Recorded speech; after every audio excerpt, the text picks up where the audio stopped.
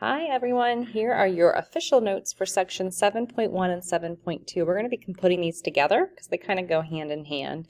And I find that most students seem to get a handle on Pythagorean Theorem because this is not the first time that you've seen it. Probably back when you've seen it in middle school, it went over fairly well. So let's go ahead and work our way through both of those. So hopefully you remember that your Pythagorean Theorem is a squared plus b squared equals c squared. And remember what those two things mean. So in a right triangle, remember in a right triangle, we have a hypotenuse, we have a leg, and we have a leg. Your hypotenuse is always opposite the right angle, and your legs are always the two sides of the triangle that create your right triangle, right? Also, always remember that your hypotenuse will always be the longest side, as opposed to your legs. Your legs will always be shorter than your hypotenuse. That's another way to determine which one's your hypotenuse. So what the Pythagorean theorem says is that I can take the length of my legs, square them, and then add them together, and they should be equal to whatever the square of your hypotenuse is. Okay? Okay, so if we look at the first example, we have a right triangle. Let me push myself up a little bit here. We have a right triangle, so the hardest part is going to be correctly identifying the hypotenuse. So what I'm going to ask you guys to do, because that's where most of our mistakes are made, is always find that right angle and draw an arrow that goes directly across, because that's going to identify where your hypotenuse is. Because if you incorrectly identify the hypotenuse, you're going to get the problems wrong. So your hypotenuse is opposite the right angle, which tells me that the other two sides have to be your legs, right? And so my Pythagorean theorem tells me that I'm going to take leg squared plus leg squared and equal to my hypotenuse squared. So I'm going to take one of my legs, doesn't matter which one you pick first, I'm going to make 6 be my first one, and I'm going to square it, and then I'm going to add 8 squared, and that should be equal to x squared. Okay, remember we do exponents before we add when solving equations. So 6 squared is 36, 8 squared is 64. Now I'm going to add those together. That gets me 100 is equal to x squared. Now how do we undo a square? We take the square root. So taking the square root of x squared gets me x, but what I do to one side I must do to the other, which means I'm going to square root the 100, which gets me to 10. So x is equal to 10. Would be our answer for that first example. For example B, again, I want you just to get in the habit so you don't mess it up. Make that arrow going straight across from the right angle so you can correctly identify the hypotenuse, because the hypotenuse has to be in that C place. It has to be all by itself. So now I'm going to take one of my legs, which in this case I'll make x squared. I'm going to add another leg squared, so 3 squared is equal to my hypotenuse squared. Do your exponents before you do anything. X squared stays x squared. 3 squared turns into a 9. 10 squared is 100. Then I'm going to do 100 minus 9, which is 91. That's not a perfect square, and that's okay. So now I'm going to get my calculator out, and I'm going to do the square root of 91. So hopefully you have your calculator and you can find it. If you're using your phone, you probably have to turn it sideways.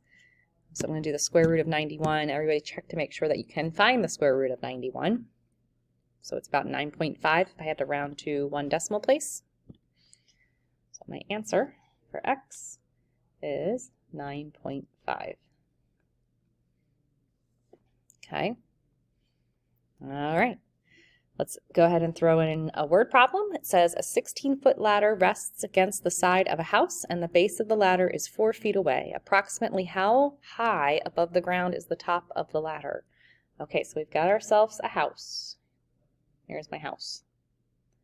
We've got a ladder leaning up against the house. There's my ladder. Does everybody see this happening right now? It's 16 feet long, the ladder. So I'm going to label that 16 feet. And the base of the ladder is resting 4 feet away from the house. Right here is my right angle. Hopefully my house is square and not leaning. And we want to know approximately how high above the ground So right here is my x. So if I look at this again, here's my right triangle, 16, 4, and x, opposite of my right angle. So the ladder at this point is my hypotenuse. So here's my hypotenuse. Make sure that one's always by itself. So x squared plus 4 squared. Doesn't matter the order that you do. You could do 4 squared plus x squared, but it must always be your hypotenuse all by its lonesome is equal to 16 squared. Exponents first. 4 squared is 16. 16 squared is 256. 256 minus 16 is 240. Not a perfect square, so I'm going to square root both sides. And I'm going to use my calculator to find the square root of 240, which is about 15.5. So about 15.5 feet would be my final answer. Okay. Next one, we're going to find the area. Find the area of the isosceles triangle. Isosceles, what does that mean again? Isosceles means that we have two congruent sides, right? So find the area of an isosceles triangle with side lengths of 10, 13, and 13. Okay, so we'll make these be my 13 and 13s, and I'll make this bottom be my 10. So how do we find the area of a triangle? Well, we do 1/2 base times the height. Well, my base I know. My base is down here. That's 10. But I don't know how high that triangle is. I don't know how high it is. And remember, your height drops straight down. It's going to be length of this line right here. It makes a perpendicular with that base. And the other cool thing is it actually meets in the midpoint. So you guys remember what midpoint means? That means the left and the right are going to be the same. So if the whole length is 10, then each half is going to be 5. So now what did I just create? Well, let's erase some unnecessary stuff. You see how I now have a right triangle where I need to solve for the height, the x. Where's my hypotenuse? There it is over at the 13. So remember, that one's going to be all by itself. So I'm going to do an x squared plus a 5 squared and set that equal to 13 squared.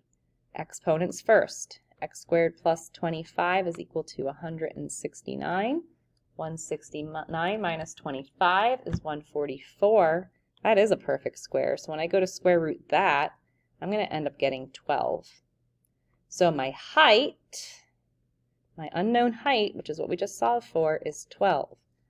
So my final answer is going to be whatever this is. So half of 10 is 5. 5 times 12 is 60. And my units are meters, and since we're talking area, I'm going to square it. So 60 meters squared is going to be my final answer. That was a lot in that problem. So let's think about what just happened. I knew my base, so I put that in here at 10, but I needed to solve for my height. Well, when I had an isosceles triangle, when I cut that in half, I create a right triangle. This length down here is going to be half of that base length. So since my base was 10, half of it's going to be 5. My hypotenuse is at 13, and then we used our Pythagorean theorem. Okay, so now that concludes your 7-1. Now we're going to move to our 7.2. Actually, I think I'm going to, we're going to ignore these Pythagorean triples. All this is that there's common triples that you should, if anything, you should memorize a 3, 4, 5, because that's pretty easy to see. So if you do 3 squared plus 4 squared is equal to x squared. 9 plus 16 is 25. So you get 5. So these are just all nice integer answers, but we're not going to worry about that. So just ignore all of that. Okay, so let's go ahead and move to the converse of the Pythagorean theorem. That's where I want us to go next. So we know that if your c squared is equal to a squared plus b squared, then your triangle has to be a right triangle. So what the converse of the Pythagorean theorem says is if you're given 3 side lengths that satisfy the Pythagorean theorem, then we have enough information to say that we have a right triangle. So we need to decide if I have a triangle that has lengths of 9, 12, and 15, is it a right triangle or not? So things we got to remember. Your hypotenuse will always, always, always be the largest side length, which means that this 15 is going to be my hypotenuse, or my C. Okay? So I'm going to make this A and this B, and that's going to be my C. So now I'm going to do an A squared plus a B squared. So let's go ahead and do that. So 9 squared plus 12 squared. When I do that on my calculator, 9 squared plus 12 squared, I get 225. Now I'm going to do my C squared. So 15 squared, which is 225. Are these equal? Yes. So since they're equal, we're going to say that they, yes, form a right triangle. Okay, so determine whether the triangles form a side lengths form a right triangle. Yes. I mean, I should say, yes, right triangle. I should add some context to my answer. Right triangle. All right, let's move to B. So here I have 9, 10, and 15. So again, your C is always going to be your largest. A and B doesn't matter. So I'm going to do a 9 squared plus 10 squared. Well, that's going to get me 181. 15 squared is 225. Those are not equal, so not a right triangle would be my final answer. So if it's not a right triangle, what kind of triangle can it be? Well, it could be obtuse. So let's think about this. If I have my right angles up here at the tip of my hands, I don't know if I need to move back a little bit. If this is a right angle, then A squared plus B squared is going to equal the distance between my elbows, which would be C squared. If I made that C squared larger, do you see how the angle at my fingertips becomes larger and becomes obtuse? So if your C squared is greater than the sum of your A squared plus B squared, then we know that the triangle is going to be obtuse. And if my C squared ends up being smaller, do we see how this angle up here at my fingertips is becoming acute? So if your C squared is less than the sum of A squared plus B squared, then our triangle is going to be acute. Okay, so we should now be able to determine what type of triangle we have based off of the 3 side lengths that we are given. So here again, your C is always going to be your largest number. In this case, it's 14, and I'll just make that A and that B. So when I do my 10 squared plus 11 squared on my calculator, I'm going to get 221.